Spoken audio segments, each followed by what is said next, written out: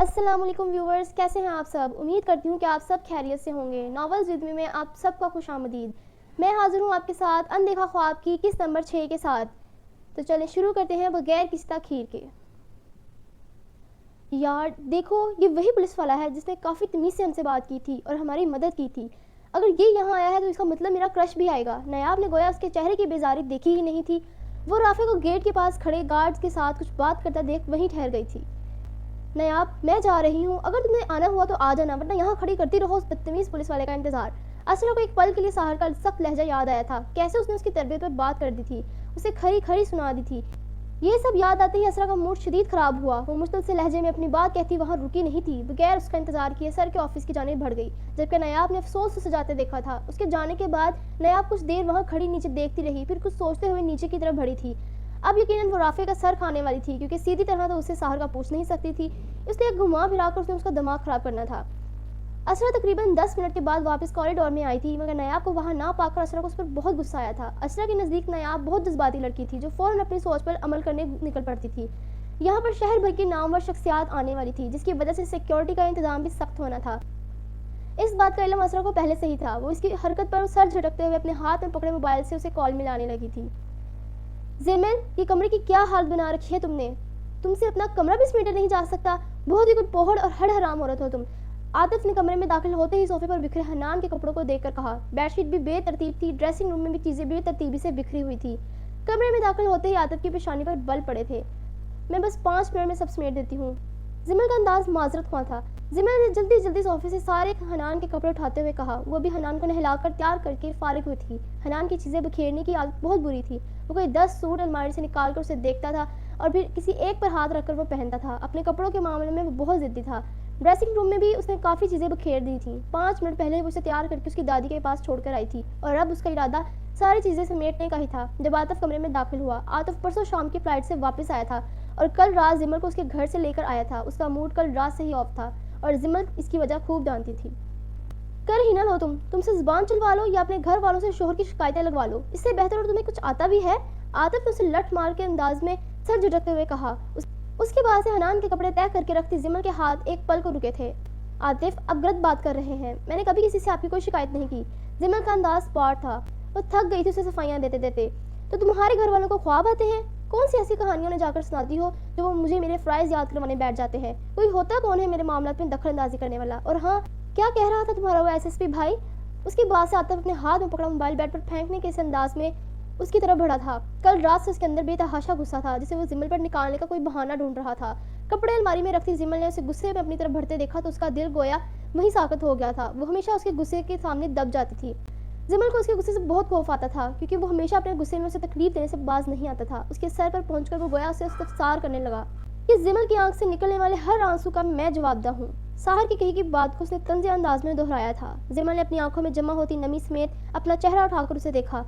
ऐसे कौन से जुल्म के पहाड़ तोड़ दिए हैं मैंने तुम पर, जो तुम सबको रो रो कर अपना गम सुनाती फिरती हो? अपनी मर्जी से उठती हो, अपनी मर्जी से रहती हो। दुनिया जहान की नेमत इस घर में मौजूद है, फिर तुम्हें ऐसा कौन सा रोग है जो तुम दिन रात के आंसू बहाती रहती हो? आतिफ के लहजे में गुरूर वाज़िया था। अपनी बात कहकर उसने आखिर पर उसकी आंखों में उमड़ते आंसू देखते हुए नागवारी से कहा। जानना चाहते हैं मेरा गम, मेरा सबसे बड़ा रोग? तो वो आपकी ये बेरुखी है, आपका ये बेजार लहजा है। आखिर ऐसी कौन सी तब्दीली आ गई है इन 3 सालों में कि मैं आपको जहर लगने लगी हूँ? इससे पहले तो आपने मुझ पर कभी गुस्सा नहीं किया था, मेरी हर गलती को आप इग्नोर कर देते थे। अब मुझसे ऐसा कौन सा गुनाह सरजद हो गया है जो आपके लहजे में मेरे लिए इतनी अजनबियत आ गई है? मैं तो आज भी वही ज़ेमिल हूँ जिससे शादी करने के लिए आपने सबसे मुखालफत मोल ली थी। तो फिर अब ऐसा क्या हो गया है जो मुझसे इतने मुतनफ़्फ़र रहते हैं? आप मेरा मुझे कसूर बता दें आतिफ, मुझे तो खुद समझ में नहीं आता। उसके पूछने पर गोया वो अपनी तकलीफ़ को, अपने दर्द को कह गई थी, मगर ये तकलीफ़, ये गम सिर्फ उसका था तो महसूस भी सिर्फ उसे ही हुआ था। आतिफ के लिए तो महज ये कि इमोशनल सी उसकी तकरीर थी। ज़ेमिल ने अपनी आंखों से आंसू साफ करते हुए अपने टूटे बिखरे लहजे में उसे जवाब मांगा था। बस ये सारी फजूल बकवास करवा लो तुमसे, अपनी हरकतें सीधी कर लो, मेरा लहजा खुद ब खुद ठीक हो जाएगा। आतिफ ने उसकी बातों पर सर झटकते हुए बेजारी से कहा। आप बता दें मुझे कि मेरी ऐसी कौन सी हरकतें हैं जो आपको नागवार गुजरती हैं? मैं वो काम कभी नहीं करूँगी। ज़ेमिल का लहजा शिकस्ता था। उसकी मोहब्बत ने उसे अपनी शख्सियत, अपनी ज़ात के वक़ार को बहुत पीछे छोड़ दिया था।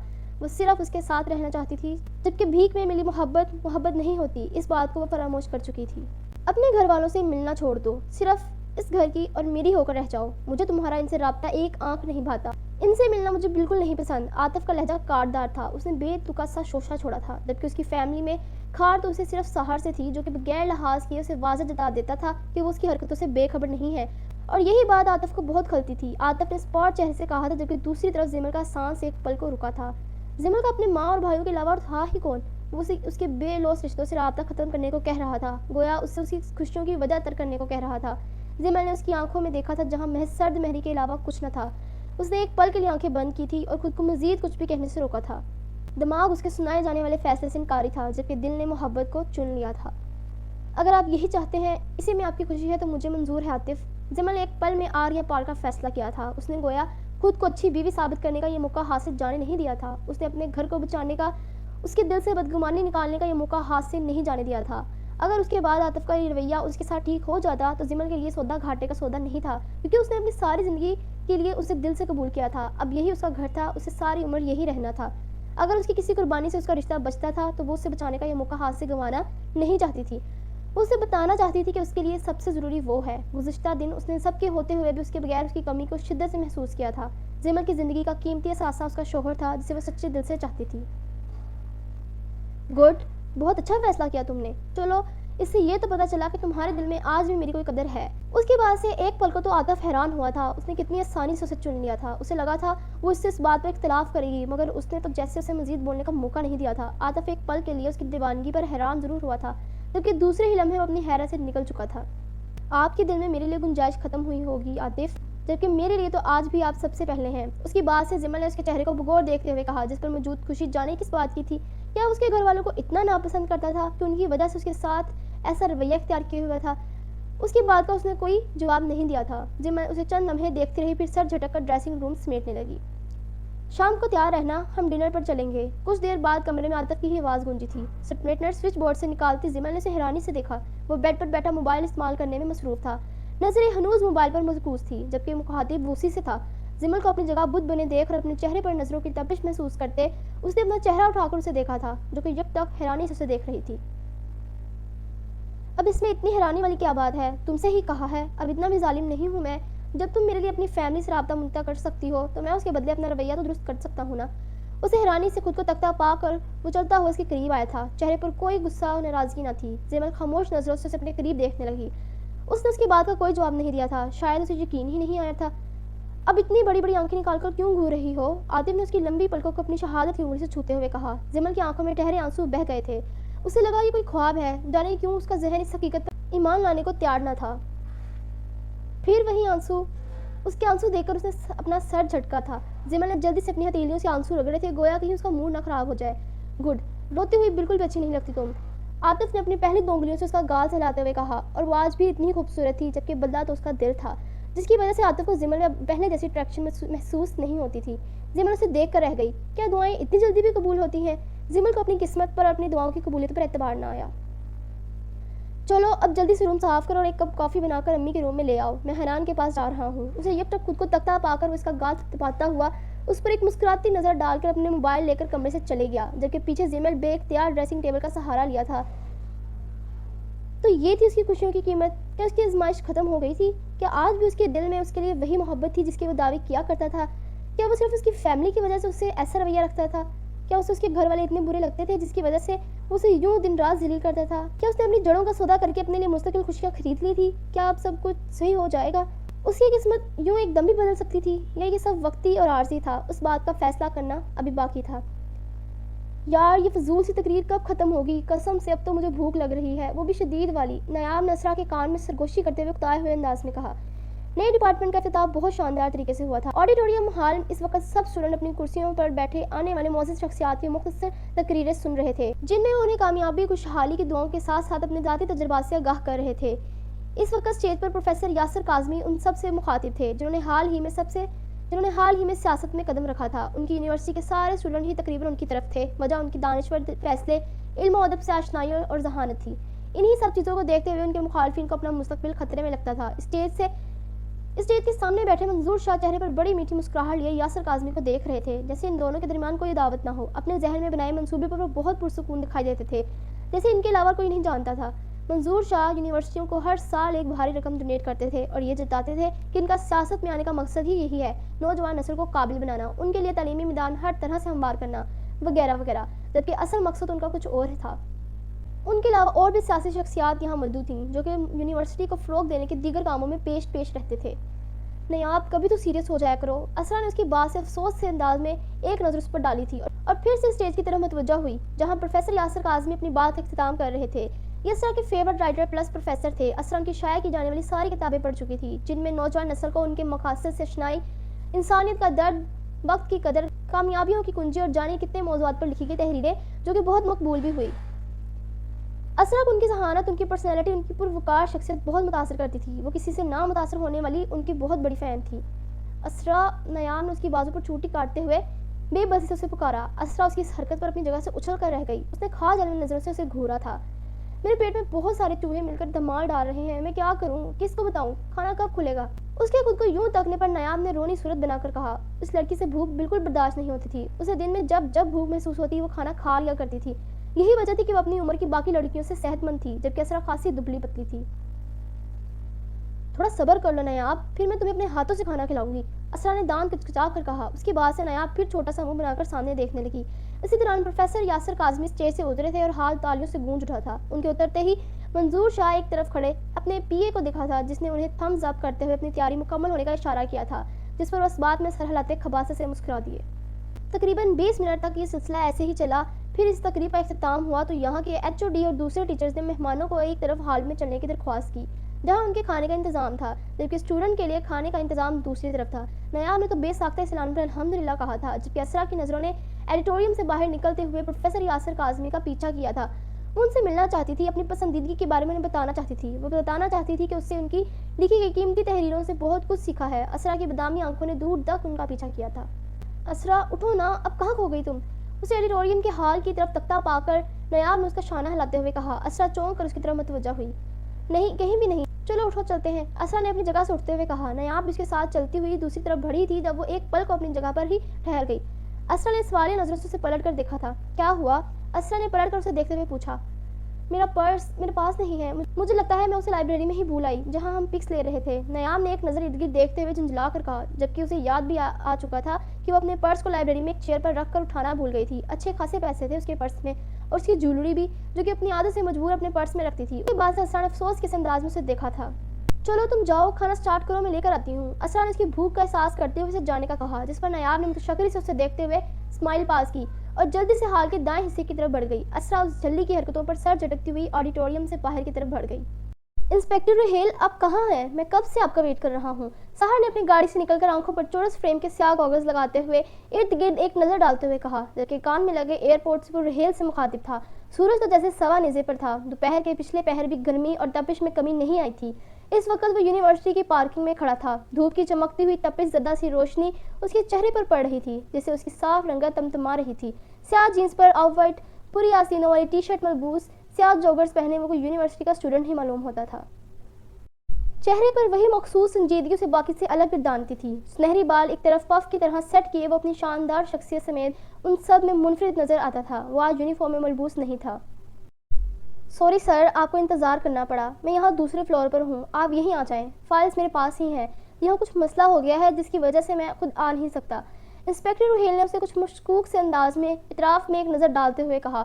اس سمیت دوسرے انسپکٹرز کی یہاں پروٹیکشن پر ڈیوٹی تھی۔ رافع کو ایک کام سے شہر سے باہر جانا تھا، اس لیے وہ صبح ان سب کو ہدایت دیتا جا چکا تھا۔ سحر بھی کسی کیس کی انفارمیشن اکٹھی کرنے میں مصروف تھا۔ اس کی ایک امپورٹنٹ فائل کل روہیل کی گاڑی میں رہ گئی تھی جسے لینے وہ یہاں آیا تھا۔ Is everything all right inspector Rohil? اس کے بعد سے سحر نے ایک نظر گھڑی پر ڈالتے ہوئے متفکر سے انداز میں پوچھا۔ یس سر، آپ آ جائیں، میں آپ کا ویٹ کر رہا ہوں، روہیل نے اب کی بار کچھ مطمئن سے انداز میں کہا، جبکہ وہ مطمئن نہیں تھا۔ کال بند کر کے سحر لمبے لمبے ڈگ بھرتا اس کے بتائے گئے ڈپارٹمنٹ کی طرف بڑھا۔ سحر کے چہرے پر گہری سنجیدگی تھی۔ وہ اپنے قریب سے گزرنے والی لڑکیوں کی ستائش بھری نگاہیں اپنے چہرے پر محسوس کر سکتا تھا، جبکہ یہ سب نظر انداز کرنا اس کی عادت تھی۔ اس کا فوکس صرف اس کی منزل تھی۔ ڈپارٹمنٹ کے باہر بھی جدید ماڈل کی نئی مہنگی گاڑیاں قطار سے کھڑی تھیں۔ مطلوبہ ڈپارٹمنٹ کے باہر پہنچ کر جہاں پر خاصا اسٹوڈنٹس کا رش تھا، وہ ان سب میں سے گزرتا ہوا بھی دوسرے فلور کی سیڑھیاں چڑھ رہا تھا جہاں پر نیچے کی نسبت رش اور شور کچھ کم تھا۔ وہ سیڑھیاں چڑھتا ہوا بھی اوپر پہنچا ہی تھا جب دائیں طرف سے آتی اندھا دھند بھاگتی لڑکی سے وہ بری طرح ٹکرایا۔ وہ لڑکی اسے ٹکرانے پر اپنا توازن برقرار نہ رکھ سکی تھی اور پوری قوت سے دوسری سمت زمین بوس ہوئی تھی، جبکہ ساحر تو اسے دیکھ کر رہ گیا جو خود ہی اندھا دھند بھاگتی ہوئی اس میں آ کر لگی تھی اور اب زمین بوس ہوئی تھی۔ ساحر کے ہاتھ میں پکڑا موبائل اس رفتار سے اس کے ہاتھ سے چھوٹ گیا تھا۔ اس نے ایک سنجیدگی بھری نظر اس لڑکی پر ڈال کر جھک کر زمین بوس ہوا اپنا موبائل اٹھایا۔ اسرا کے کوہنی پر بہت چوٹ لگی تھی، کمر سے بھی درد کی شدید لہر اٹھی تھی، مگر اس وقت یہاں رکنا اپنی موت کو دعوت دینے کے مترادف تھا۔ اسے یوں گرا دیکھ کر ساحر اپنی جھنجھلاہٹ کو ایک طرف کرتا لب گنجتا ہوا اپنا موبائل اٹھا کر اس کی طرف بڑھا تھا، جو وہ خود ہی جلدی سے کھڑی ہوئی اور ایک ہراس بھری نظر اپنے پیچھے دیکھتی ہوئی آگے بڑھنے لگی، جب ساحر اس کے راستے میں کسی پہاڑ کی طرح استادہ ہو گیا۔ میڈم اب ٹھیک ہے؟ آپ کو زیادہ لگی تو نہیں؟ اور یہ کون سا طریقہ ہے چلنے کا؟ ساحر کا لہجہ نارمل انداز مشتعل تھا، جبکہ اس کی اتنی بری طرح گرنے پر وہ اندازہ کر چکا تھا کہ اسے اچھی خاصی چوٹ لگی ہے۔ اسرا نے اپنے چہرے پر امڑ آتی لٹوں کو جلدی سے سمیٹا تھا۔ وہ یہاں سے بھاگ جانا چاہتی تھی۔ وہ شکل سے بہت زیادہ ڈری اور سہمی ہوئی معلوم ہوتی تھی۔ اس کا یہی ڈرا سہما روپ ساحر کو متوجہ کر رہا تھا۔ اس نے ایک نظر اس سمت دیکھا جہاں سے وہ بھاگتی ہوئی آئی تھی، اور پھر اب کی بار اسے دیکھنے پر وہ ایک پل کو حیران ہوا تھا۔ آنکھوں میں تحیر امڑ آیا تھا، بادامی آنکھیں رونے کی وجہ سے بری طرح سرخ تھی، چہرے پر آنسوؤں کے واضح نشانات تھے۔ اس کے گال اور گردن پر کسی کے ناخنوں کے نشان بڑے واضح نظر آ رہے تھے، جہاں سے خون نکل کر خشک ہو چکا تھا۔ بکھرے ہوئے سیاہ بال جو کہ کچھ دیر پہلے خوبصورت سے ہیئر سٹائل میں مفید تھے، اب اس میں سے کئی ریشمی گنگریالی لٹیں اس کے چہرے کے اطراف میں پھیلی ہوئی تھیں۔ اپنے سرخ دوپٹے کو لاپرواہی سے اپنے شانے پر پھیلائے وہ بہت عجلت میں پریشان سی جھنجھلائی ہوئی لگتی تھی، جبکہ اس کے چہرے پر نظر آتا خوف و ہراس کسی کو بھی تشویش میں ڈال دے۔ اسرا کے ہاتھ پاؤں باقاعدہ کپکپا رہے تھے، وہ اسے پہچان گیا تھا۔ ہٹے پیچھے، اسرا نے عجلت میں بغیر اسے دیکھے ایک بار پھر اپنے پیچھے دیکھتے ہوئے اسے شانے سے پیچھے دھکیلتی وہ وہاں سے جانے کو تھی۔ موت اس کے سر پر کھڑی تھی، جبکہ اس کے سامنے کھڑا شخص اس کے پوری قوت سے دھکا دینے پر ایک انچ بھی نہیں ہلا تھا۔ محترمہ سب خیریت ہے؟ کوئی مسئلہ ہے؟ آپ اس طرح رو کیوں رہی ہیں؟ آپ مجھے بتا سکتی ہیں؟ ساحر کو اس کی شکل، اس کے انداز سے کچھ غلط ہونے کا احساس ہوا تھا، جبکہ اس کے گال اور گردن پر زخم کے نشان بڑے واضح تھے جو کہ اسے تشویش میں مبتلا کر رہے تھے۔ اسے یوں بدحواس اور ڈرا سہما دیکھ کر وہ پوچھے بغیر نہیں رہ سکا تھا۔ اسے کچھ گڑبڑ کا احساس ہوا تھا۔ سب ٹھیک ہے، ہٹے پلیز۔ اسرا نے کپکپاتے سے کمزور لہجے میں ایک نظر اسے دیکھا تھا اور التجائی سے انداز میں اسے راستہ چھوڑنے کا کہا۔ اس کی آنکھوں میں نظر آتا حزن جان لیوا تھا۔ جانے وہ کون سا لمحہ تھا، کیسا احساس تھا جس کے تحت ساحر کے قدم خود بخود بھیجے ہوئے تھے۔ اس نے اسے راستہ دے دیا تھا، جبکہ نظریں وہ تو اس کے چہرے سے پلٹنے سے انکاری تھی۔ اسرا اس کے راستے چھوڑتے ہی جیسے جلدی سے سیڑھیاں اترتی بھاگنے کے انداز میں وہاں سے نیچے اترتی گئی۔ اس کے قدموں میں جان نہیں تھی، مگر اسے یہاں سے جانا تھا۔ وہ نچلی سیڑھی پر پہنچ کر لڑکھڑائی تھی، مگر رکی نہیں تھی۔ اپنے چہرے سے آنسو صاف کرتی تیزی سے باہر کی طرف بڑھ گئی۔ اس کا انداز بھاگنے والا ہی تھا، وہ اپنے حواسوں میں نہیں لگتی تھی۔ ساحر کی نظروں نے اس کا تب تک پیچھا کیا تھا جب تک وہ نظروں سے اوجھل نہیں ہو گئی۔ وجہ اس کے اندر کا تجسس تھا جو کہ اس کی حالت کو دیکھ کر اس کے اندر پیدا ہوا تھا۔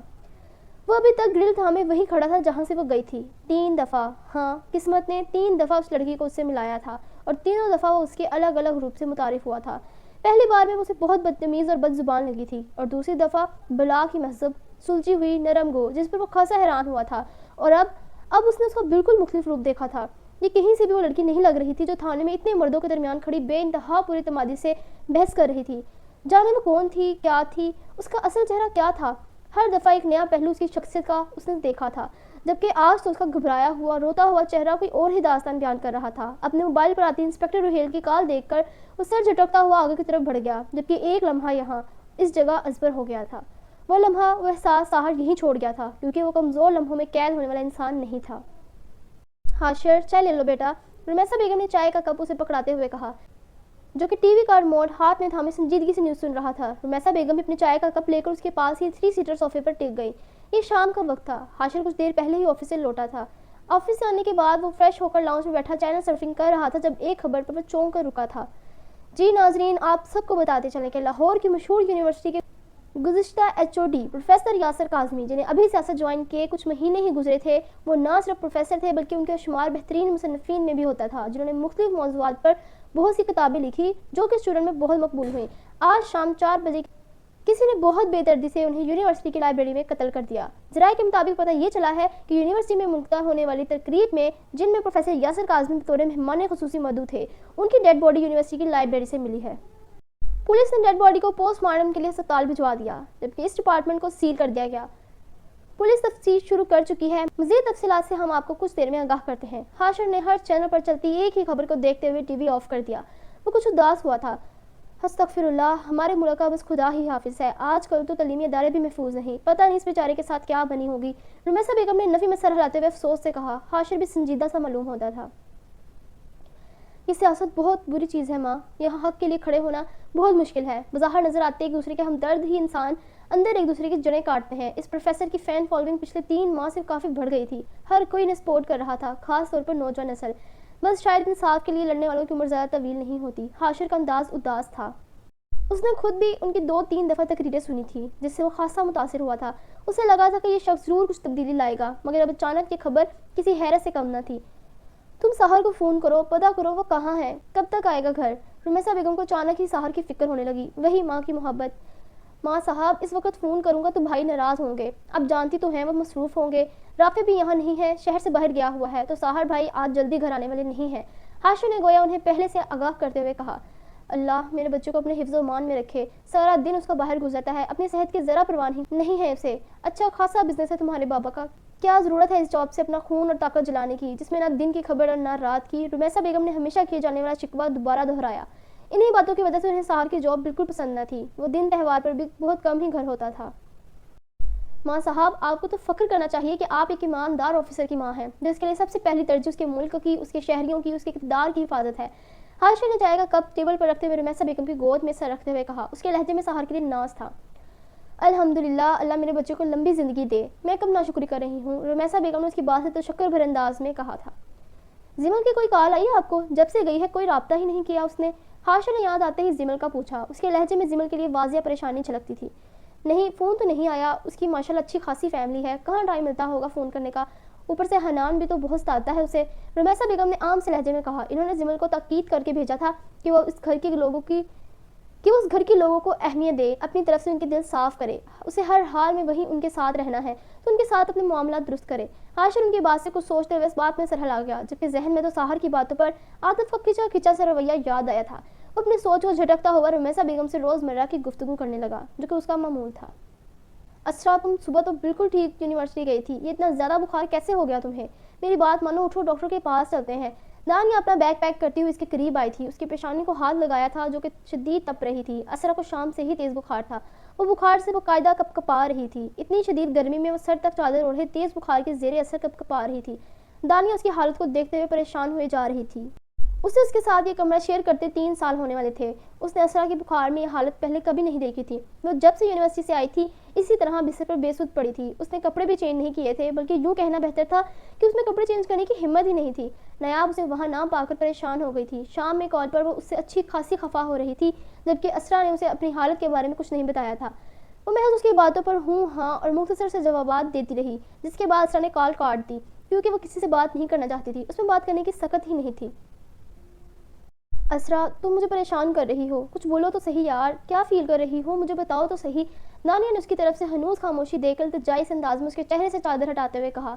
اس کے چہرے پر اسرا کے لیے واضح پریشانی تھی، اس نے اسرا کے چہرے سے چادر ہٹائی تو اس کا بخار کی تمازے سے لال بھوکا ہوا چہرہ، بادامی آنکھوں سے بہتے موٹے موٹے آنسو دیکھ کر اس کا دل دہل سے رہ گیا تھا، جبکہ گال اور گردن پر زخموں کے نشان واضح دکھائی دیتے تھے۔ اس کے زخموں کو دیکھتے ہوئے اس نے شام میں پریشانی سے اسرا سے اس کی وجہ دریافت کی تو اسرا نے کوئی بہانہ بنا کر ٹال دیا، مگر دانیہ کو یہ چوٹیں محض گرنے کی نہیں لگتی تھی، اس نے اسے کوئی بحث نہیں کی تھی، اس نے جو کہا تھا خاموشی سے مان لیا تھا۔ میں ٹھیک ہوں دانیہ، سونا چاہتی ہوں، اسرا نے کہا زدہ سی آواز میں اسے دیکھ کر کہا اور اپنے چہرے کا رخ دوسری طرف کر لیا۔ اسرا، سب خیریت ہے نا؟ تمہارے گھر میں سب ٹھیک ہے؟ تم رو کیوں رہی ہو؟ دانیہ نے پریشانی سے اس کا ہاتھ تھامتے ہوئے دوبارہ اسے متوجہ کیا۔ اسرا نے اپنی آنکھوں سے آنسو رگڑتے ہوئے اسے دیکھا تھا، جو کہ اس کی حالت پر بے حال نظر آتی تھی۔ دانیہ ایم فل کی اسٹوڈنٹ تھی، اس کی سینئر تھی۔ اسرا بمشکل اس کا ہاتھ پکڑ کر ہلکا سا اٹھ کر بیٹھی تھی، کمر میں لگی چوٹ سے شدید درد کی لہر اٹھی تھی، جسے اس نے زور سے آنکھیں میچ کر ضبط کیا۔ دانیہ نے اسے اٹھتے دیکھ کر اس کی بیٹھنے میں مدد کی تھی۔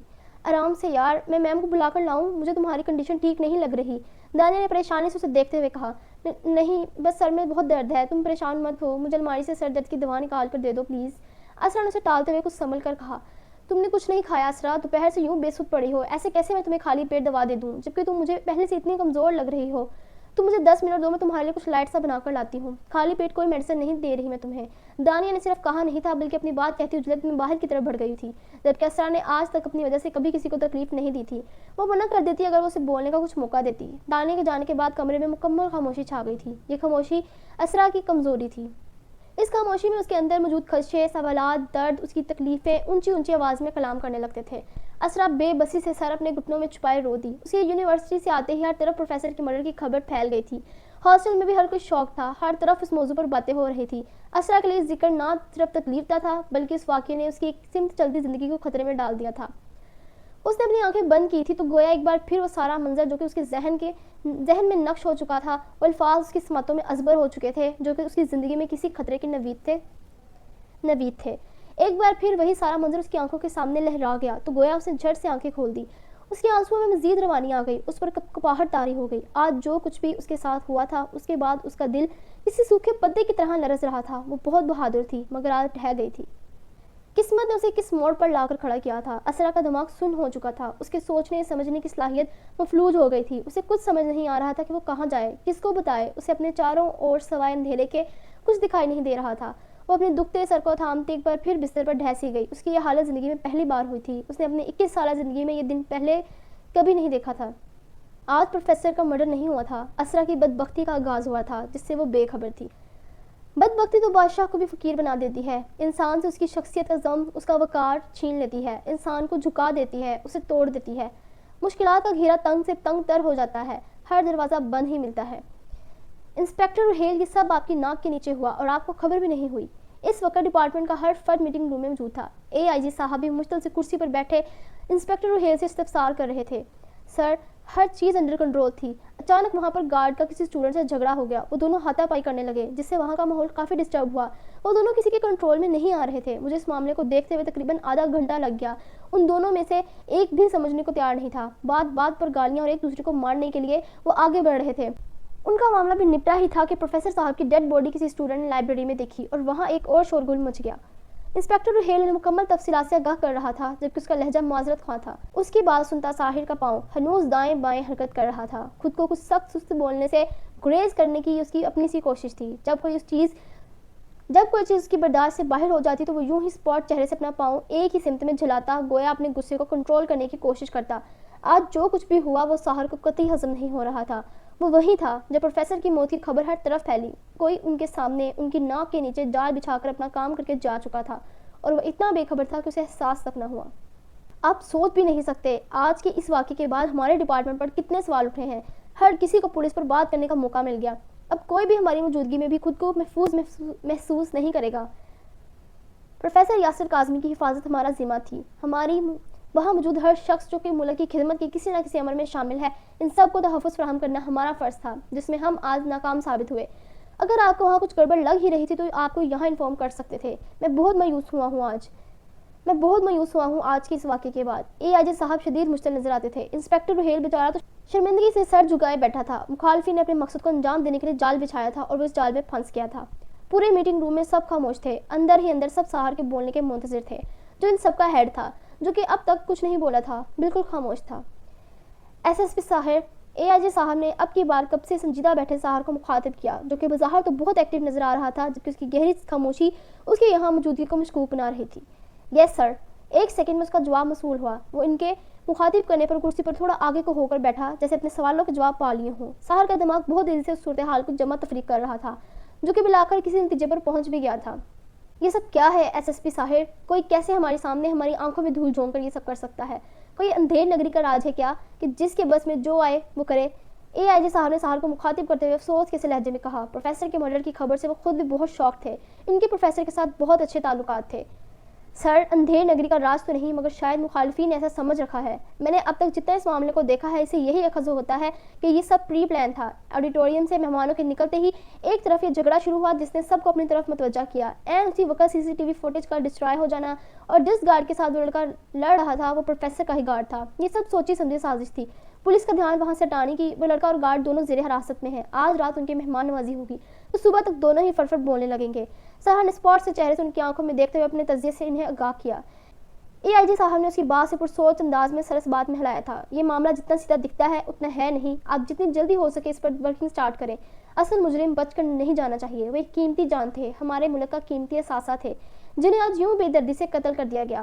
انہیں انصاف دلانا، اصل مجرم تک پہنچنا ہمارا فرض ہے۔ AIG صاحب نے ان سب کو دیکھتے ہوئے کہا جس پر سب نے باقاعدہ سر ہلا کر ان کی بات کی تائید کی تھی۔ انشاءاللہ سر، ایسا ہی ہوگا۔ सहर का अंदाज मजबूत और पुख्ता था। कुछ देर मीटिंग और चली, जिसके बाद मीटिंग बर्खास्त हो गई और सभी वहां से निकलकर अपने अपने काम की तरफ बढ़ गए। इंस्पेक्टर रुहेल को इन दोनों लड़कों की तबीयत साफ करने का जिम्मा सौंपता वो हॉस्पिटल से आती कॉल की तरफ मुतवज्जा हुआ, जहां प्रोफेसर की बॉडी को पोस्टमार्टम के लिए भेजा गया था। स्याह मर्सिडीज ऑफिस इमारत के बाहर आकर रुकी थी। उसके पीछे आती गार्ड से भरी दो स्याह गाड़ियां। उसने गाड़ी के रुकते ही जल्दी से नीचे उतरकर उस गाड़ी का दरवाजा खोला था और दाएं बाएं चाकों से बंद होकर इर्द गिर्द देखने लगे। मंजूर शाह चेहरे पर स्पॉट आसरा लिए गाड़ी से नीचे उतरे और तेज तेज कदम उठाते इमारत के अंदरूनी हिस्से की तरफ बढ़ गए। उनके पीछे असद भी मुअद्दब सा चलता हुआ उन्हें फॉलो कर रहा था, जबकि दोनों की चाल में एक सरशारी सी थी। लिफ्ट के जरिए वो अपने ऑफिस की इमारत के तीसरे फ्लोर पर आए थे। उनकी सेक्रेटरी उन्हें देखते ही मुअद्दब अंदाज में खड़ी हुई थी, जबकि वो हर किसी को इग्नोर करते सीधे ऑफिस की तरफ बढ़े थे। असद भी उनके पीछे ही ऑफिस में दाखिल हुआ था। दरवाजा बंद करते हुए उनकी जानिब बढ़ा था और उनका कोट पकड़कर उनकी चेयर की पुष्ट पर रखने लगा। वैसे सर, आज तो आपकी एक्टिंग की दाद देनी पड़ेगी। प्रोफेसर की फैमिली से जिस तरह आपने अफसोस किया, लगता ही नहीं था कि ये सब झूठे अल्फाज हैं। और तो और पूरे मीडिया पर आपकी प्रोफेसर की मौत पर किए जाने वाली इजहार अफसोस पर स्पीच ने आग लगा दी है। हर कोई आपकी ज़र्फ की मिसाल दे रहा है कि प्रोफेसर से किसी बिना पर नाचाकी होने के बावजूद आपने अपने दिल में कोई रंजिश नहीं रखी और एक उम्दा इंसान की तरह आला ज़र्फी का मुजाहरा किया। मीडिया में इस बात को बहुत पॉजिटिवली लिया जा रहा है।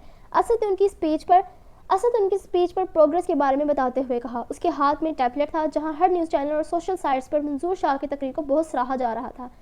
वो कल प्रोफेसर की तदफीन में भी शामिल हुआ था। उसकी फैमिली से ताज़ियत करने के बाद उन्होंने वहां मौजूद मीडिया से प्रोफेसर की मौत पर शदीद अफसोस का इजहार किया था, जिसके दौरान उन्होंने बज़ाहिर गुस्से से प्रोफेसर के कातिल को पकड़ने और उसे सजा दिलाने का वादा किया था। बकौल उनके, प्रोफेसर और उनके दरमियान जो भी रंजिशें थी वो सिर्फ वक्ती थी, जबकि उनकी और प्रोफेसर की दोस्ती किसी अल्फाज की मोहताज नहीं। उन्होंने सारा इल्ज़ाम वहाँ की सिक्योरिटी को दिया था, जिसके बायस ये सब हुआ। असद भी इस वक्त वहाँ मौजूद था और इस शख्स को इतनी संजीदगी और फसुर्दगी से झूठ बोलता देख असद उससे मुतासिर हुआ था। बिलाशुबा यही सियासत थी। इसे कहते हैं एक तीर से कई शिकार। तकब्बुर से चूर लहजे में अपनी बात कहते मंजूर शाह का बुलंद बाला कहका ऑफिस में गूंजा था। बेशक सर, असद ने मुतासिर कुन अंदाज में कहा। मंजूर शाह जो अपनी बात कहकर अपनी कुर्सी की पुष्ट से टेक लगा रहे थे, अचानक कुछ याद आने पर वो एकदम टेक छोड़कर टेबल पर आगे होकर बैठा। असद, उस लड़की का क्या बना? कौन थी वो लड़की जिसने मेरे काम में मुदाखलत करने की जुर्रत की थी? उसके बारे में तुमने डिटेल्स निकलवाई? मंजूर शाह के लहजे में नागवारी के साथ साथ दबा दबा सा जलालो गुस्सा भी बोल रहा था। यस सर, ये काम तो मैं रात को ही कर चुका था। असरा आलम है नाम उस लड़की का। केमिस्ट्री के छठे सेमेस्टर में उसी यूनिवर्सिटी की तलबा है, हॉस्टलाइज है, अपने माँ बाप की इकलौती औलाद। उसकी फैमिली आरफ वाला के गांव में रहती है। ये अगर यहाँ मर भी जाए तो वो लोग ज़्यादा से ज़्यादा 5-6 माह तक उसकी मौत का मातम करेंगे, मुजरिम को पकड़ने की कोशिश करेंगे, जिसे पकड़ना उन जैसे सीधे साधे लोगों के लिए नामुमकिन है। And that's it. असद ने गोया असरा का सारा बायोडाटा एक पल में मंजूर शाह को बता दिया था। मंजूर शाह पुरसोच अंदाज में चेयर पर बैठे उसकी तरफ मुतवज्जा हुए थे। देर किस बात की है असद? उस लड़की का काम अब तक तमाम क्यों नहीं हुआ? मंजूर शाह के लहजे में उजलत दिखती थी और उन्हें और कुछ अनहोनी का डर। सर, ये काम तो मैं रात नहीं करवा देता, मगर उसकी हॉस्टल वार्डन बहुत चूं चरां कर रही थी, पुलिस की धमकियां दे रही थी। अब सुबह से उसका 15 साल का बेटा मेरे पास है, तो अब लाइन पर आई है। आप बेफिक्र रहें, आज रात को उसका काम तमाम हो जाएगा। कल सुबह के अखबार में आप एक लड़की के हॉस्टल की इमारत से कूदकर खुदकुशी की खबर पढ़ेंगे। असद का लहजा बातमा था। एक पूरे सरार और खबासत भरी मुस्कुराहट उसके चेहरे पर फैली हुई थी। वेरी गुड असद, यूं ही तो मैं तुम्हें हर जगह अपने साथ नहीं रखता। ये लड़की मेरे करियर के लिए खतरे के सिवा कुछ नहीं, इसलिए बेहतर है कि इसे भी अभी उसके अजीज से प्रोफेसर के पास रवाना कर दिया जाए। मंजूर शाह ने मसनूई फसुर्दगी चेहरे पर लाते हुए अफसोस के इस अंदाज में कहा, जिस पर असद और मंजूर शाह दोनों एक साथ ही हंसे थे। फिरौन सिर्फ हज़रत मूसा अलैहिस्सलाम के दौर में ही नहीं था, फिरौन तो हर दौर में होता है।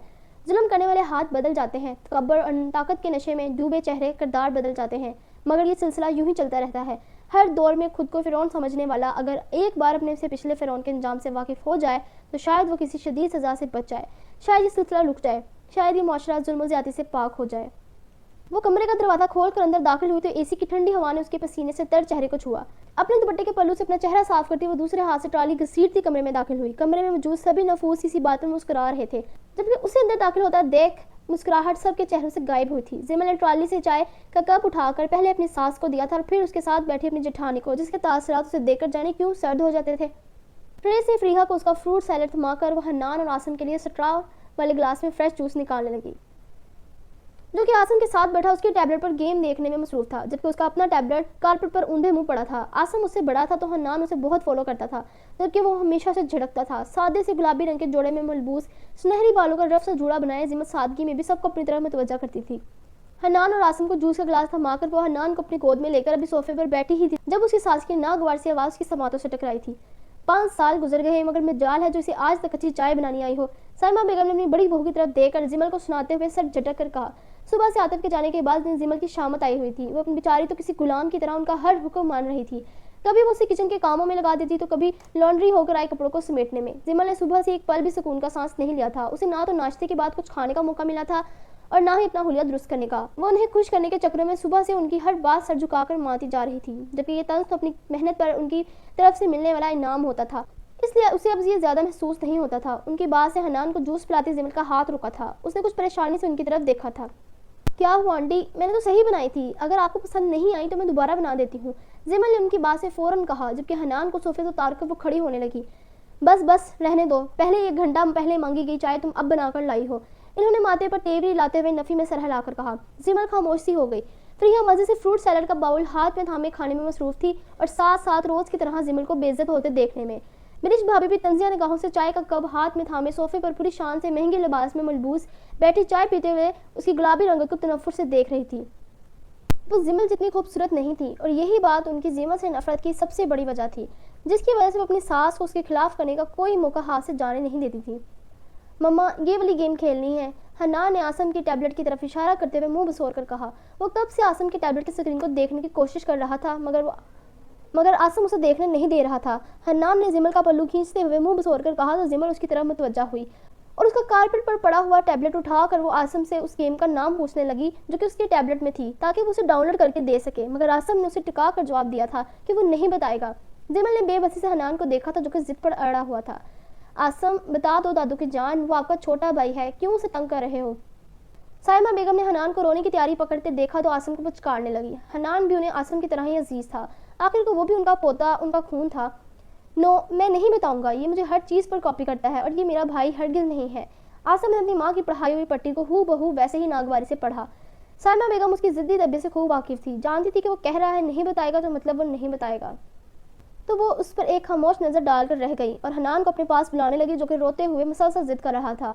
जिद के मामले में तो वो भी किसी की नहीं सुनता था और ना ही वो जिमल से संभल रहा था। उफ, ये घर है, ये चिड़िया घर, बाहर लेकर जाओ जिमल इसे, वरना मैं 2 थप्पड़ लगा दूंगी इसे। फ्रीहा ने उसके रोने से तंग आते हुए झुंझलाकर अपने हाथ में थामा सैलड का बाउल टेबल पर पटकते हुए कहा। उसका लहजा बहुत गैर मुहज़्ज़ब था। उसे अपने दोनों भतीजों में कोई खास दिलचस्पी नहीं थी, जबकि जिमल की हैसियत उसके नज़दीक उनकी मुलाजमा किसी थी, जिसकी वजह से उसे जिमल ही कहा करती थी। हालांकि जिमल उससे बड़ी थी मगर वो यहाँ पर वाह किसे थी, रोकने टोकने वाला कौन था। हनान फ्रीहा की ऊंची आवाज़ में बोलने पर एक पल को सहम गया था, जबकि जिमल को उसका अपनी औलाद को यूं झड़कना बहुत नागवार गुजरा था। वो इस बदतमीज लड़की के मुंह नहीं लगना चाहती थी, इसलिए तज़हीक के मारे खामोशी से हनान का हाथ सख्ती से पकड़ते हुए उसे बाहर लेकर जाने लगी। तुम लगा कर तो दिखाओ इसे 2 थप्पड़, मैं भी तो देखूं मेरी औलाद को मारने की जुर्रत कौन करता है। आतिफ जो कि अभी ऑफिस से लौटा था, इन सब की आवाज़ें यहाँ से आता देख वो अपने कमरे में जाने के बजाय यहाँ आया था, मगर अंदर दाखिल होते ही फ्रीहा कितनी बदतमीजी से कहने पर और दूसरा हनान को झिड़कने पर वो गुस्से से बोला था। अपनी औलाद तो उसे बहुत अजीब थी। नहीं भाई, मैंने ऐसे ही कह दिया, ये फजूल में रो रो कर सर में दर्द कर रहा था। फ्रीहा आतिफ को गुस्से में देखकर फौरन सीधी हुई थी और सफाई देने वाले अंदाज में बोली। जो भी था, भाई के सामने वो तमीज़ से ही रहती थी। साइमा बेगम को भी फ्रीहा की बात पसंद न आई थी, मगर वो उसके बच्चों से नापसंदीदगी से वाकिफ थी, जबकि वो उसे टोकने ही वाली थी जब आतिफ वहाँ दाखिल हुआ। बिनिश तो सुकून से बैठी ये सब तमाशा देख रही थी, जो कि वो अपनी सास की लाडली बहू थी, इसीलिए उसे और उसके बच्चे के साथ बदतमीजी का तो सवाल ही पैदा नहीं होता था। हाँ, अलबत्ता जिमल का मामला और था। इतनी तुम्हारे सर में दर्द हो रही थी तो तुम उठकर बाहर चले जाती, तुम्हें नहीं पता वो छोटा बच्चा है। आतिफ ने हनूज नाराजगी से कहते हुए हनान को अपनी गोद में उठाया। उसे अपनी औलाद से प्यार था, वो अपनी औलाद की परवाह करता था। जिमल के चेहरे पर उसके तासरात देखकर एक इत्मीनान सा सुकून आ ठहरा। अपनी औलाद की बेकदरी तो उसे भी किसी तौर पर बर्दाश्त न थी। हनान सहमत से अपने बाप के गले लगा हुआ था, वो मोहब्बतों लाडों का आदी था। क्या हो गया आतिफ, आते ही बहन को झिड़कने लग गए हो, सगी फुप्पी है वो इसकी, क्या हुआ अगर थोड़ा सा डांट दिया तो। साइमा बेगम ने अपनी बेटी की साइड लेते हुए कहा था। मेरा बेटा किसी की डांट सुनने के लिए या नफरत सहने के लिए पैदा नहीं हुआ, अगर तुम्हें इतना ही मसला है तो अपने कमरे में रहा करो। आतिफ का लहजा स्पॉट था, जबकि जाने क्यों उसे उसका हनान के लिए ये अंदाज बर्दाश्त नहीं हुआ था। कमरे में खामोशी थी। हर किसी ने इसका ये बदला हुआ अंदाज नोट किया था, क्योंकि इससे पहले गलती जिसकी मर्जी हो वो कसूर हमेशा जिमल का निकालता था। अपनी बात कहते हुए फ्रीहा पर एक स्पॉट नजर डालकर हनान को लेकर कमरे से बाहर चले गया, जबकि जिमल वहीं खड़ी इन सबको घुरियों का शिकार थी। वो इनकी नजरों से अनजान बनती टेबल पर पड़े बटन समेटने लगी जब आतिफ ने बुलंद आवाज में बुलाया, जिमल मेरे कपड़े कहाँ हैं। उसने बुलंद आवाज में उसे पुकारा था। जिमल समेत सबने दरवाजे की तरफ देखा था। جاؤ تم جا کر اسے دیکھو، یہ سب ملازمہ سمیٹ لے گی، سائمہ بیگم نے احسان کرنے والے انداز میں کہا۔ زمل سر ہلاتی برتن وہیں چھوڑتی اپنے کمرے کی جانب بڑھ گئی۔ اسے سائمہ بیگم کی اجازت کے بغیر اس کمرے سے نکلنے کی اجازت نہ تھی۔ وہ تو جیسے ان کے لیے کوئی زر خرید غلام تھی جسے وہ اپنی مرضی سے چلایا کرتی تھی۔ عاطف کا رویہ زمل کے ساتھ پہلے کی طرح تو نہیں تھا، لیکن کچھ تبدیل ہوا تھا جس میں وہ اب اس پر طنز نہیں کرتا تھا، بات اب بھی وہی اپنی مرضی سے ہی کرتا تھا، لیکن پہلے کی طرح بات بات پر اس کا دل نہیں دکھاتا تھا، جس سے زمل کو سب کچھ درست ہوتا محسوس ہوا۔ دیکھا امی، آپ نے بھائی کا مجھ سے رویہ، اس زمل نے پتہ نہیں کون سی پٹی پڑھائی ہے جو وہ مجھے اپنی چھوٹی بہن کو سنا کر چلے گئے، فریحہ نے زمل کے جانے کے بعد غصے سے بل کھاتے ہوئے کہا۔ منیش کے سامنے عاطف کے ڈانٹنے پر اسے بہت انسلٹ فیل ہوئی تھی۔ منیش جو کہ اس کی بھابھی سے پہلے کزن تھی، اس لیے فریحہ سے ضبط کرنا مشکل ہو رہا تھا۔ تمہیں کتنی دفعہ سمجھایا ہے حنان کو نہ ڈانٹا کرو، بچہ ہے وہ، دکھا نہیں تھا تمہاری اونچی آواز میں بولنے سے وہ سہم کیا تھا؟ آئندہ خیال رکھنا، میں دوبارہ تمہاری طرفداری کر کے اپنے بیٹے کو خود سے بدگمان نہیں ہونے دے سکتی، سائمہ بیگم نے عاطف کی ناراضگی لیے ہوئے انداز کو سوچتے ہوئے کہا۔ فریحہ ان کے پھر سے خود کو سمجھانے پر تن فن کرتی ہوئی کمرے سے باہر نکل گئی۔ ویسے پھپھو، یہ کوئی اتنی بڑی بات نہیں تھی، عاطف آج کل ویسے ہی زمل کے کچھ زیادہ ہی سائڈ لے رہا ہے، کل بھی وہ لوگ شاپنگ سے کافی دیر سے گھر لوٹے تھے، آپ نے زمل کو کل ڈنر بنانے کا کہا تھا مگر عاطف نے اسے منع کر دیا اور وہ مہارانی ایک پل میں کچن سے غائب ہوئی، بہت کام چور ہے، اسے ذرا کھینچ کر رکھیں، یہ نہ ہو کہ وہ آپ کے بیٹے کو قابو میں کر کے الگ ہو جائے۔ میں تو آپ کو یہی کہوں گی کہ عاطف کو اپنی مٹھی سے نکلنے مت دیجیے گا۔ بنش نے ہمیشہ کی طرح سائمہ بیگم کو اس کے خلاف کرنا چاہا، اس کی باتوں میں ہمیشہ ہی آدھا جھوٹ ہوتا تھا اور آدھا سچ۔ عاطف میرا بیٹا ہے اور وہ صرف میرا ہی حکم مانتا ہے، اور یہ کل کی آئی لڑکی میرے سامنے کیا چیز ہے؟ سائمہ بیگم نے اس کی بات سے اپنے اندر اٹھتے اشتعال کو دباتے ہوئے ناگواری سے کہا تھا، جبکہ یہ سب تو انہوں نے بھی محسوس کیا تھا، زمل کے لیے ان کے دل میں کبھی جگہ نہیں بنی تھی۔ صبح سے شام اور پھر شام سے رات ڈھلنے لگی تھی، وہ سارا دن آج اپنے کمرے میں بند رہی تھی۔ اس کی طبیعت تو پہلے سے کافی بہتر تھی، کافی حد تک وہ خود کو سنبھال چکی تھی۔ یہ اس کا وقتی ری ایکشن تھا کہ اس نے اس واقعے کو بہت گہرا سر لیا تھا، جس کی وجہ سے وہ خود کو سنبھال نہیں پائی تھی اور شدید بخار کی زد میں آ گئی۔ آج سارا وقت کمرے میں تنہا گزارنے کے بعد اس نے ایک فیصلہ لیا تھا، کچھ سوچا تھا، پھر اس کے بعد چاہے اس کے ساتھ جو مرضی ہو جائے اسے انجام کی پرواہ نہیں تھی۔ پولیس والوں پر اسے رتی برابر اعتبار نہیں تھا، کیونکہ اس کے نزدیک پولیس والے ایسے طاقتور لوگوں کا کچھ نہیں بگاڑ سکتے، اس لیے اس نے پولیس کے پاس جانے کے بجائے کچھ اور سوچا تھا۔ یہ راستہ اسرا عالم کے لیے بہت خطرناک تھا، اس کی زندگی کو بھی خطرے میں ڈال سکتا تھا۔ اس کی طرف سے ایک واضح جنگ، واضح انصاف کا اعلان تھا، جس کے بعد اس کی زندگی کی ضمانت کوئی نہیں تھی، مگر اسرا عالم نے پہلے کبھی انجام سوچا تھا جو اب سوچتی؟ اپنے ذہن میں ہر چیز ترتیب دیتی وہ بستر سے اٹھی تھی، دیوار گیر کھڑکی پر نظر ڈالتے اسے احساس ہوا تھا کہ وہ آج سارا دن اپنے کمرے میں گزار چکی تھی۔ رات کے 12 بجے کا وقت تھا، اس کی روم میٹ دانیہ صبح ہی اپنے گھر چلے گئی تھی، اس کے بھائی کی شادی تھی جس کی وجہ سے وہ ایک ہفتہ پہلے ہی جا رہی تھی۔ وہ اسرا کی طبیعت کو لے کر کافی پریشان تھی، مگر اس کا جانا بھی ضروری تھا، اس لیے اپنا خیال رکھنے کا کہہ کر وہ چلے گئی۔ نیاب نے اس سے ملنے کا کہا تھا، مگر اسرا نے کوئی بہانہ بنا کر ٹال دیا کیونکہ وہ کسی سے ملنے کی پوزیشن میں نہیں تھی۔ اس کے اپنے حواس آج سارا دن تنہا رہ کر بحال ہوئے تھے۔ تنہائی اسرا عالم کی اگر کمزوری تھی تو یہی تنہائی اسے بہترین فیصلے لینے میں مددگار ثابت ہوتی تھی۔ جب وہ اپنی ذات سے کھل کر مخاطب ہوتی تھی، اپنے بکھرے ہوئے بالوں کو لاپرواہی سے کیچر میں مکید کرتی، وہ اپنے کمرے سے نکلی اور نیچے فلور پر آئی تھی۔ کچھ دیر پہلے اس فلور سے ایک لڑکی اس کے موبائل کا چارجر لے کر گئی تھی۔ اسرا کو چارجر کی ضرورت تھی، اس نے آج سارا دن اپنے بابا سے بات نہیں کی تھی، دوپہر سے ہی بیٹری لو ہونے کی وجہ سے اس کا موبائل آف تھا۔ کوریڈور میں کوئی نہیں تھا، سب لڑکیاں اپنے اپنے کمروں میں تھیں۔ اسرا کوریڈور کے آخری کمرے میں موجود لڑکی سے اپنا چارجر لے کر واپس جا رہی تھی جب سیڑھیوں کے ساتھ ہی بائیں طرف پہلے کمرے سے اسے کسی کی کراہنے کی آواز آئی۔ ادھ کھلے دروازے سے کمرے کے اندر کا کچھ حصہ نظر آ رہا تھا۔ اسرا جانتی تھی کہ یہ کس کا کمرہ ہے، وہ یہاں رکنا نہیں چاہتی تھی، اس وقت تو وہ کوئی تماشا لگانا ہی نہیں چاہتی تھی، اس لیے ایک نظر کمرے کے آدھ کھلے دروازے پر ڈال کر وہ سر جھٹکتی ہوئی آگے کی طرف بڑھ گئی۔ ابھی اس نے پہلی سیڑھی پر قدم رکھا ہی تھا جب اسے گلاس کے ٹوٹنے کی آواز آئی۔ اسرا کے قدم ایک پل کو تھمے تھے، دل کو ایک عجیب سی بے چینی نے آ گھیرا۔ وہ اپنے اندر کی ناگواری اور انات کو ایک طرف کرتی اس کمرے کی طرف بڑھی تھی۔ آدھ کھلے دروازے کو پورا کھولتے ہوئے وہ دروازے کی دہلیز میں ہی رک گئی تھی اور اس سمیت اس کے کمرے کی حالت دیکھنے لگی جو کہ بالکل بھی درست نہ تھی۔ کمرے کی ہر چیز تہس نہس کی ہوئی تھی، کانچ ایک طرف ٹوٹا ہوا پڑا تھا، بیڈ پر بچھی بیڈ شیٹ کو بے دردی سے نوچ کر فرش پر پھینکا گیا تھا۔ خود وہ فرش پر بیٹھی اپنا سر کرسی سے ٹکائے رونے کے ساتھ ساتھ درد سے کراہ رہی تھی۔ اسرا کے دل کو جانے کیوں ایک عجیب سی کیفیت نے گھیر لیا، اس سے کسی کے آنسو برداشت نہیں ہوتے تھے، وہ کسی کو روتا ہوا تو نہیں دیکھ سکتی تھی، نہ چاہتے ہوئے بھی اسرا اس کے کمرے میں داخل ہوئی تھی۔ Rimsha, are you okay? اس وقت اس کے لہجے میں کوئی ناگواری، کوئی بیزاری نہیں تھی، بلکہ ہمدردی میں ڈوبا ہوا اس کا لہجہ بڑا میٹھا تھا۔ اسرا نے اسے کچھ فاصلے پر رکتے ہوئے اسے دیکھ کر پوچھا۔ اس کی آواز پر رمشا نے بے یقینی سے اپنی مندی مندی آنکھوں سے سر اٹھا کر اسے دیکھا تھا، جس کی آنکھوں اور لہجے میں اس کے لیے نرمی تھی۔ تو تم یہاں کیوں آئی ہو؟ رمشا سے اپنی آنکھیں بھی صحیح سے کھل نہیں رہی تھی، رونے کے باعث اس کی آنکھیں لال انگارہ ہو چکی تھی، جبکہ وہ اپنے حواسوں میں نہیں لگتی تھی۔ وہ میں یہاں سے گزر رہی تھی تو مجھے تمہارے رونے کی آواز آئی. تم ٹھیک ہو؟ طبیعت ٹھیک ہے تمہاری؟ اسرا نے نہ صرف اسے اپنے آنے کی وجہ بتائی بلکہ آگے بڑھ کر نرمی سے اس کی پیشانی کو چھو کر دیکھا تھا جو کہ بخار سے جل رہی تھی. اسرا نے اس کی کلائی تھام کر نمبر چیک کی تو وہ بہت سست روی سے چل رہی تھی. میرا تماشا دیکھنے آئی ہو؟ تم تو بہت خوش ہو رہی ہوگی میری بربادی پر. اسرا جو کہ اس کے قریب ہوئی تھی اس کی نبض چیک کرنے کے لیے رمشا کے نشے سے چور لہجے میں بولنے پر وہ ایک پل کو اس سے دور ہوئی تھی اور بے یقینی سے اسے دیکھا جو شراب پی کر آئی تھی. رمشا کے منہ سے شراب کی بدبو واضح آ رہی تھی. اسرا نے مشکل اپنی سانس روکی. رمشا کی آنکھوں میں موجود حد سے زیادہ سرخی کی وجہ اسرا کو اب سمجھ آئی تھی. اس کا بہکتا ہوا کمزور لہجہ یہ سب اس بات پر مہر ثبت کر رہے تھے کہ وہ اپنے حواسوں میں نہیں ہے. تم نے ڈرنک کی ہے رمشا؟ اسرا چاہ کر بھی خود کو روک نہ سکی یہ پوچھنے سے. ایک پل میں اسرا کے ماتھے پر ناک بری کی چند لکیریں نمودار ہوئی تھی. اس نے اسپاٹ سے چہرے سے نشے میں جھومتی رمشا کو دیکھ کر پوچھا جو خود سے بھی لاپرواہ نظر آتی تھی. ہاں کی ہے میں نے ڈرنک. کیا ہوا؟ تمہاری ہمدردی کا ڈرامہ ختم ہو گیا؟ بن گئی نا تم پھر سے وہی ظالم اسرا. رمشا نے مشکل اپنی گردن اٹھا کر اسے دیکھتے ہوئے طنز سے مسکرا کر کہا جبکہ اسے چکر آ رہے تھے. اس نے اپنی آنکھوں میں آئے آنسو ایک جھٹکے سے صاف کیے تھے اور اسرا کو دیکھنے لگی جو افسوس سے اسے دیکھ رہی تھی. اسرا اس پر ایک افسوس بھری نظر ڈالتی واپسی کے لیے پلٹ گئی. اسرا مت جاؤ. میں مر رہی ہوں. میں پاگل ہو جاؤں گی. اس سب مجھے چھوڑ کر چلے گئے ہیں. سیفی بھی مجھے چھوڑ کر چلا گیا. ڈیڈی بھی اپنی وائف کے ساتھ لندن چلے گئے مجھے چھوڑ کر. سب مجھ سے نفرت کرتے ہیں. مجھ سے کوئی پیار نہیں کرتا. رمشا اسے پیچھے سے بہتے ہوئے کمزور لہجے میں پکارتے ہوئے اپنا چہرہ گھٹنوں میں چھپاتی با آواز رو دی. اس کا لہجہ بہت شکستہ تھا, ہارا ہوا. وہ اس وقت خود کو بہت اکیلا محسوس کر رہی تھی. اس کی روم میٹ فضا پچھلے 3 دنوں سے اپنی فیملی کے ساتھ آؤٹ آف کنٹری گئی ہوئی تھی جس کی وجہ سے اس کمرے میں اکیلی رہ گئی تھی. اس کے لیے اکیلے رہنا کوئی مسئلہ نہیں تھا. وہ ہر پل اپنی شخصیت اپنی حیثیت کے غرور میں سر تا پیر ڈوبی ایک مغرور لڑکی تھی جسے کوئی کسی سے سروکار نہیں تھا مگر آج کسی کی بے وفائی پر وہ بری طرح ٹوٹی تھی.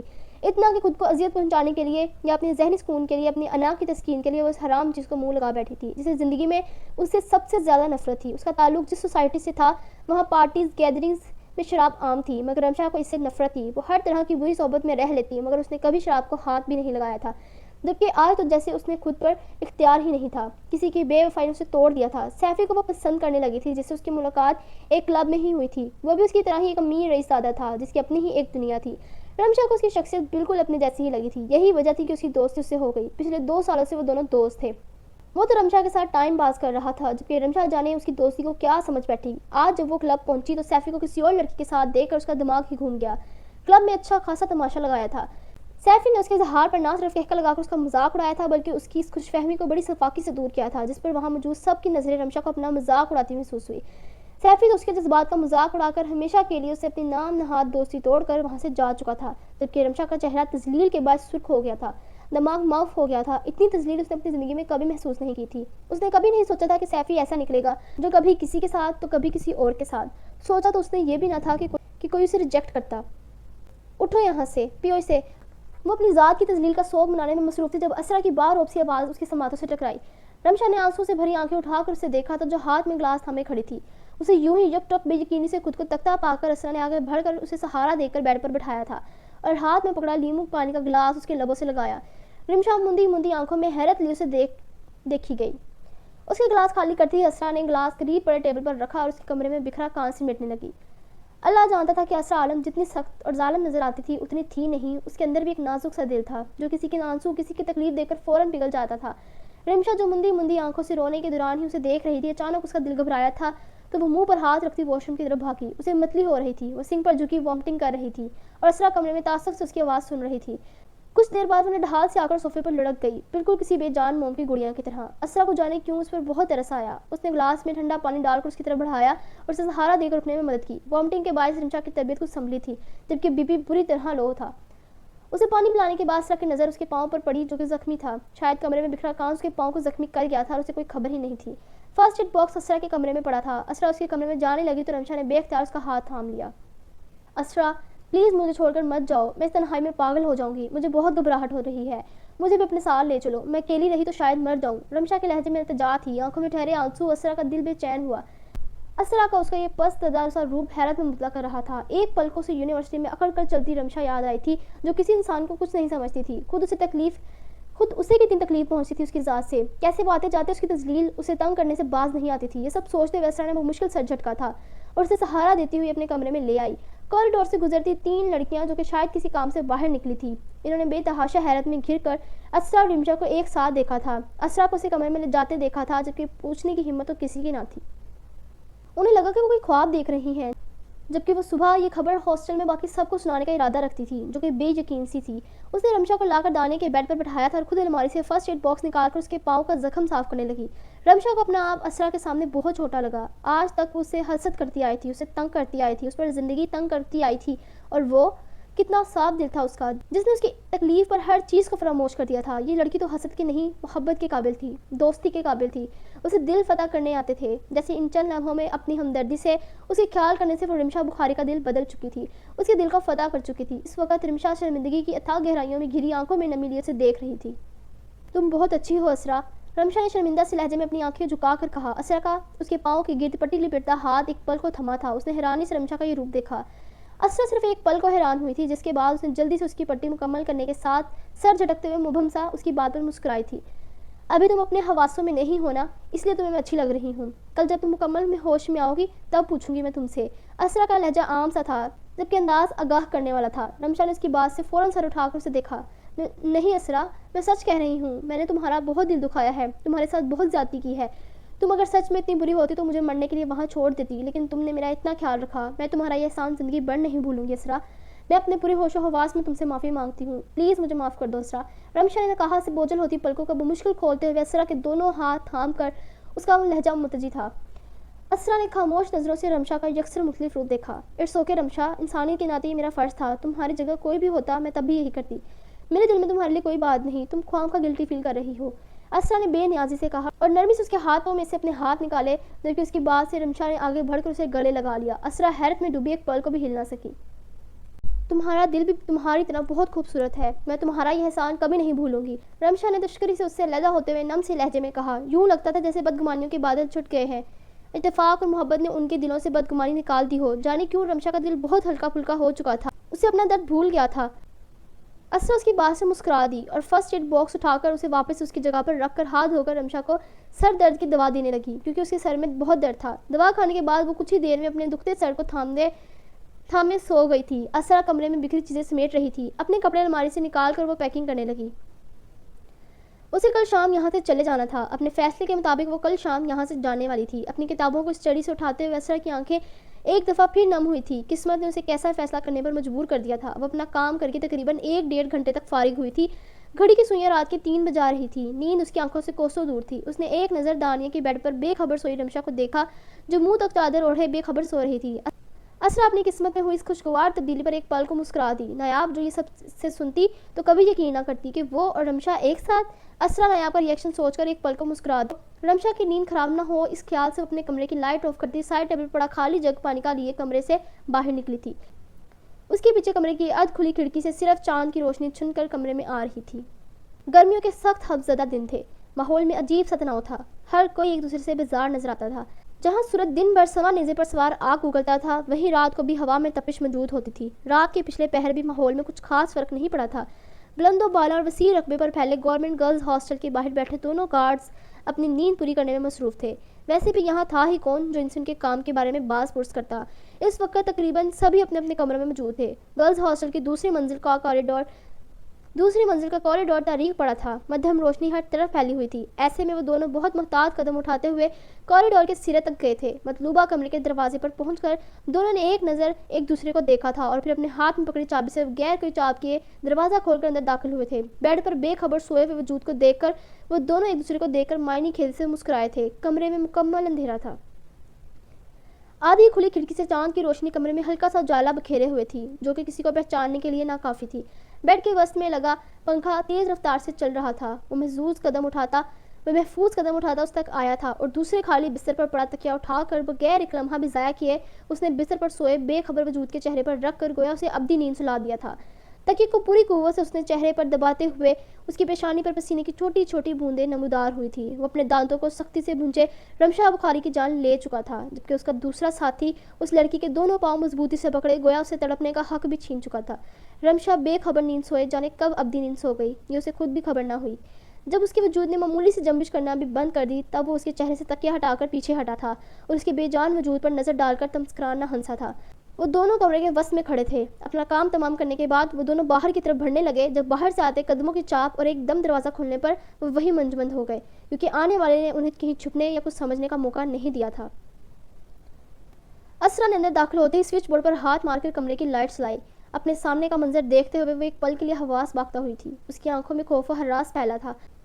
वो मामला समझने की कोशिश करती, उससे पहले ही उस शख्स ने आगे बढ़कर उसे झपट लिया और सख्ती से असरा के मुंह पर हाथ रखते हुए उसकी चीखों का गला दबा दिया। जबकि दूसरा शख्स परेशानी से कभी बिस्तर पर मुर्दा हालत में पड़ी रमशा के चेहरे को देखता तो कभी अपने साथी की गिरफ्त में मौजूद असरा को, जिसका कदो कामत रंग और रूप तकरीबन उस लड़की जैसा था। ऐसा उसे पहली बार हुआ था कि वो अपने काम में इतनी बड़ी गलती कर चुका था। वो उजलत में अपनी जेब से मोबाइल निकालता हुआ किसी का नंबर मिलाने लगा। अपने बालों में हाथ फेरता हुआ वो खिड़की के पास आया था, जबकि दूसरा लड़का अपनी गिरफ्त में मचलती असरा को संभालने में नाकाम हो रहा था। उसने नंबर मिलाकर अभी फ़ोन कान से लगाया ही था कि जब अपने पीछे उसने अपने साथी के कराहने की आवाज़ सुनी और साथ ही उसने उस लड़की को दरवाजे की तरफ भागते हुए देखा।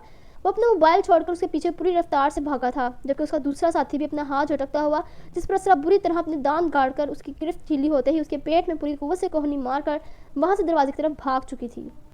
तारीख पड़े कॉरिडोर में उसकी तेज तेज कदमों की आवाज़ शोर बर्पा कर रही थी। उसके कदम मन मन के हो रहे थे। आंसू दोनों गालों पर मुतवातिर बह रहे थे। दिल का आलम यह था कि किसी भी वक्त मजीद धड़कने से इनकार कर सकता था। वो अपने दुपट्टे को एक हाथ में मजबूती से पकड़े हुए जल्दी से सीढ़ियां उतरकर उसके नीचे बने तहखाने में आकर छुप गई थी। ये अंधेरा ही था जिसके सबब उनकी नज़रों में आने से बच गई थी। वो दोनों जो कि उसके पीछे अंधाधुंध भाग रहे थे, सीढ़ियां उतरते ही उसके एकदम आंखों से बोझल हो जाने पर वो हाल के बस में आकर रुके थे और इर्द गिर्द मतलाशी नजरों से तलाशने लगे, जबकि उन्हें कहीं ना दिखी। क्या हुआ? तुम लोग यहाँ से निकले नहीं अभी तक? अगर कोई जाग गया तो मेरी शामत आ जाएगी। हॉस्टल वार्डन भाग दौड़ की आवाज़ सुनकर उजलत में उन तक पहुंची थी और उनके करीब आकर मुहतात अंदाज में इर्द गिर्द देखते हुए वो बहुत सहमी हुई दिखाई देती थी। वो लड़की यहाँ से कहीं भागनी नहीं चाहिए। साली आज फिर बच गई हमारे हाथों से। बहुत तेज़ है ये लड़की। आज उसका काम तमाम के बगैर तो मैं यहाँ से जाने नहीं वाला। उसने अपना हाथ एक बार फिर झटकते हुए कहा, जिस पर अभी तक जलन हो रही थी, जबकि दूसरा शख्स मुतलाशी नज़रों से इर्द गिर्द देखने में मसरूफ था। क्या मतलब? तुम लोगों ने उसे अभी तक मारा नहीं? हॉस्टल वार्डन ने सदमे से दबी दबी आवाज़ में चिल्लाते हुए पूछा। ओ मैडम, दिमाग खराब मत करो हमारा, वरना इससे पहले तेरा पीछा उड़ा देंगे। वो लड़की भाग गई है, जाकर देखो उसे। वो इस हॉस्टल से बाहर नहीं जानी चाहिए, वरना बॉस हमारे साथ साथ तुम्हें भी जहन्नम वासिल कर देंगे। उसने अपनी जेब से बंदूक निकालकर उसे दिखाते हुए कुफत ज़दा लहजे में कहा। उस वक्त उसकी मुतलाशी नज़रें हर जगह उस लड़की को तलाश रही थी, जो अचानक जाने कहाँ नज़रों से ओझल हो गई थी। हॉस्टल वार्डन ने मजीद कोई भी सवाल पूछे से गुरेज करते हुए बंदूक को देखकर थूक निकलते हुए अपना सर को इस बात में हिलाया था और उसके इशारा करने पर गेट की तरफ से देखने के लिए बढ़ी थी। वो तो सच शुक्र था कि उसने आज गार्ड्स की चाय में नींद की दवा मिला दी थी, जिसकी वजह से वो बेखबर नींद सोए हुए थे। हॉस्टल की लड़कियों के खाने में भी उसने यही दवा मिलाई थी, जिससे उस वक्त कोई भी जाग नहीं रहा था। वार्डन के जाते ही एक दाएं तरफ और दूसरा बाएं तरफ उसे ढूंढने के लिए निकल पड़ा था, जबकि तारीकी में डूबे तह खाने में छुपी वो इनकी एक एक बात सुन चुकी थी। उसे लग रहा था कि आज उसकी ज़िंदगी की आखिरी रात है। अपने कमरे में पहुंचकर असरा अपने सामने का मंजर देखकर एक पल को साकत हुई थी। अपनी हालत पर काबू पाते हुए उसके हिसार से निकलकर भागी थी, क्योंकि वह हार मानने वालों में से नहीं थी। आज नहीं तो कल वो लोग इस तक पहुंच जाएंगे, ये बात उसके वहमो गुमान में थी। मगर रिमशा बुखारी के मुर्दा वजूद को देखकर उसके सोचने समझने की सलाहियत मफलूज हो गई थी। वह अभी तो उसे सही सलामत छोड़कर गई थी। खौफ ही खौफ उसके अंदर सरायत कर गया। वो यहाँ छुपी अपने मुंह पर मजबूती से हाथ रखे अपनी हिचकियों का गला घूंट रही थी। उसे अपने सामने अपनी मौत के और कुछ दिखाई नहीं दे रहा था। जैसे ही बाहर से आवाज़ें आना बंद हुई और कदमों की चाप दूर जाती सुनाई दी, वो अपने चेहरे से आंसू साफ करती हुई दरवाजे की तरफ मुतवज्जा हुई। हारना उसने कभी नहीं सीखा था। वो आखिरी दम तक लड़ने वालों में से थी। हल्का सा दरवाज़ा खोलकर बाहर देखते हुए उसकी हिरनी जैसी बदामी आंखों में खौफ वाजिया था। बाहर किसी को भी ना पाकर वो दोबारा दरवाजे की ओर में हुई थी और जेरे लब आयतुल कुर्सी पढ़कर वो मुहतात कदम उठाती वार्डन के ऑफिस के तरफ बढ़ी थी, जहाँ से एक दरवाज़ा हॉस्टल के पिछले गार्डन में खुलता था। वार्डन के ऑफिस में कोई नहीं था। वो जल्दी जल्दी उस दरवाजे की चुटकनी खोलती हुई पिछले रास्ते से बाहर की तरफ निकली थी। सामने ही उसे हॉस्टल वार्डन उस लड़के के साथ खड़ी दिखाई दी। एक लम्हे की देर के बगैर वो गार्डन में मौजूद कद्दावर दरख्त की ओट में छुपी थी, जबकि उसे अपनी धड़कनों का शोर सुनसान बाग में शोर मचाता हुआ महसूस हुआ। मैडम, वो लड़की आज यहाँ से बचकर नहीं जानी चाहिए, वरना किसी के लिए भी अच्छा नहीं होगा। कोई और रास्ता है यहाँ से बाहर निकलने का? क्योंकि अंदर तो वो कहीं नहीं है। वो दोनों सारे कमरे छान मार चुके थे, मगर वहाँ अपने अपने बिस्तर पर मौजूद बेखबर सोई लड़कियों के अलावा कोई नहीं था। मेन गेट के अलावा किचन की तरफ खुलता गेट है, मगर वो तो इस वक्त लॉक होगा। वो वहाँ से नहीं जा पाएगी। वो इस हॉस्टल से बाहर जा ही नहीं सकती। तुम लोगों ने अंदर ध्यान से चेक करना था, वो वहीं कहीं छुपी होगी। हॉस्टल वार्डन ने उसकी बात सुनकर सर को नफी में हिलाते हुए कहा। नहीं है वो अंदर, बहुत शातिर लड़की है। तुम इसके साथ जाकर उस दूसरे गेट पर चेक करो, उस लड़की से कोई उम्मीद नहीं कि वो वहाँ से भी कोई रास्ता निकाल ले, मैं यहाँ देखता हूँ। अपने एक साथी को हॉस्टल वार्डन के साथ इमारत के अंदरूनी हिस्से की तरफ भेजकर वो मुहतात नजरों से उसे इर्द गिर्द देखने लगा। उन दोनों के अंदर जाते ही वो जैसे ही पलटा, अपने माथे पर लगने वाली कारी ज़रब ने उससे कुछ भी सोचने समझने की सलाहियत छीन ली। वो एक पल को दर्द से बिलबिला उठा। ज़रब इतनी शदीद थी कि वो घुटनों के बल ज़मीन पर गिरा था। लोहे की राड को मजबूती से अपने हाथ में थामे गोया उसने दूसरी दफ़ा भी बगैर उस पर तरस खाए उसके सर पर वार किया था। उसके गिरते ही वो रॉड एक तरफ फेंकती वहाँ से भाग गई। गेट अबूर करके असरा तेज़ तेज़ कदम भागती मेन रोड की तरफ जा रही थी। आधी रात को भी सड़कों पर गाड़ियों का रश कायम दायम था। आंखों से बहते मतवातर आंसू बार बार उसके सामने का मंजर धुंधला कर रहे थे। वो भागते भागते हॉस्टल के मार्ग से बहुत दूर आ चुकी थी। कुछ ही देर में उसकी टांगों ने मजीद भागने से इनकार कर दिया था। उसे मुसलसल लग रहा था जैसे वो लड़का उसका पीछा कर रहा है। उसने हिम्मत दिखाई थी कि वार्डन के जाते ही गार्डन के एक तरफ पड़े तामीराती सामान से लोहे की राड उठाकर वो इस पर वार करके उसे जख्मी करने के बाद वहाँ से भागने में कामयाब रही थी। लेकिन उसकी मंजिल क्या थी, वो इस बात से बेखबर थी। उसे पूरे शहर में इस हॉस्टल के अलावा उसकी जाए पनाह कोई न थी। वो पसीने में शराबूर थी। उसकी घनी लंबी घुंघरियाली जुल्फ़ें जो कि ढीले से जोड़े में मुकीद थी और किसी भी वक्त खुलने के दर पर थी। बादामी आंखों में खौफ था, किसी अनहोनी का एक अजीब खौफ उसके पूरे वजूद में सरायत किए हुए था। जूते का एक पाँव जाने का पैर से निकल गया था, जिसके बायस उसका एक पाँव काफ़ी ज़ख्मी हो चुका था, मगर उसे कोई खबर नहीं थी। मुसलसल रोते हुए शदीद ज़हनी दबाव और सोचों के मदार में घिरी भाग रही थी जब पुलिस मोबाइल के सायरन की आवाज़ सुनकर वो अपने सामने मतवज्जा हुई थी। मगर इससे पहले कि वो समझती, वो इस गाड़ी से बुरी तरह टकराकर बेहोश हो चुकी थी। गाड़ी एक झटके से रुकी थी और यहाँ असरा आलम की किस्मत, उसकी ज़िंदगी तब्दील हुई थी। उसकी ज़िंदगी का एक नया बाब खुलने जा रहा था, जिसका उसने कभी तसव्वुर नहीं किया था, जिसका उसने कभी ख्वाब नहीं देखा था, जिसकी तबीर किसी अनदेखे ख्वाब की तरह उसकी मुंतज़र थी। जारी है। तो व्यूवर्स, कैसी लगी आपको ये एपिसोड? अपनी राय का इजहार कमेंट्स में ज़रूर करिएगा। इंशाल्लाह नेक्स्ट एपिसोड बहुत जल्द अपलोड कर दी जाएगी। और मेरे चैनल नॉवेल्स विद मी को ज़रूर सब्सक्राइब करें ताकि मैं आपके लिए मज़ीद अच्छे अच्छे नॉवेल्स पोस्ट कर सकूँ। Thank you. अल्लाह हाफिज़।